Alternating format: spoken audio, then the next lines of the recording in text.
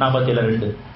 ஆனால் எவர் நம்பிக்கை உண்டு நல்ல செயல்கள் செய்து சிறப்புக்குரியவர் மீது இறக்கி அருளப்பட்டதன் மீது இது அவர்களுடைய இறைவனிடமிருந்துள்ள உண்மையாக இருக்கிறது என்று யார் உணர்கின்றாரோ அவர்களுடைய தீமைகளை அவர்களை விட்டும் போக்கி அவர்களுடைய நிலையையும் சீராக்குகின்றான்.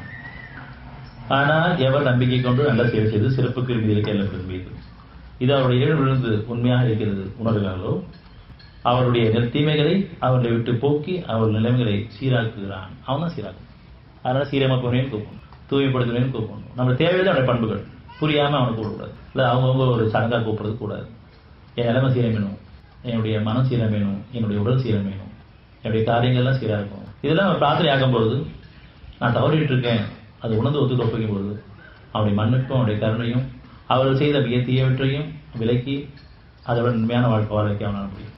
25 ஆனால் எவர் மனம் திருந்தி நம்பிக்கை உண்டு நற்செயல்கள் செய்கிறார்களோ அவர்களுடைய பாவங்களை அல்லாஹ் நன்மையாக மாற்றிவிடுவான். மேலும் அல்லாஹ் மன்னிப்போனாகவும் கருணையுடையவனாகவும் இருக்கின்றான். இவ்வளவு காலம் நம்ம பாவம் பண்ணிட்டு இருந்தாலும் கூட இப்ப நம்ம உணர்றோம், திருத்த விரும்புகிறோம், சக்தி ஏற்றுக்கிறோம், திருப்பு பண்ணிடுறோம், அவன்கிட்ட சரடைகிறோம். நீ மாற்றி அமைச்சோன்னு கேட்கிறோம், நீ சீராய்களும் கேட்கிறோம். ஆனால் எவர் மனம் திருந்து இப்ப மனம் திருந்து ஆரம்பிச்சோம். நம்பிக்கை கொண்டு என்னால மாற்றி அமைக்க முடியவனே நான் உன்ட்டே ஒப்படைக்கிறேன். நற்செயல் செய்து அவன் ஒப்படைக்கிறத வேலை செய்கிறேன். அவன் ஒப்படைச்சிட்டு பொறுமை கேட்கணும், அதுக்கு மேலே வேலை செய்கிறேன். பொறுமை கொள்கிறேன், நம்பிக்கை கொள்கிறேன். அவருடைய பாவங்களை அல்ல நன்மையாக மாற்றிவிடுவான். மேலும் அல்ல மன்னிப்போனாலும் கருணையாக இருக்கின்றான். அவருடைய வாக்கு உறுதியானது, சத்தியமானது.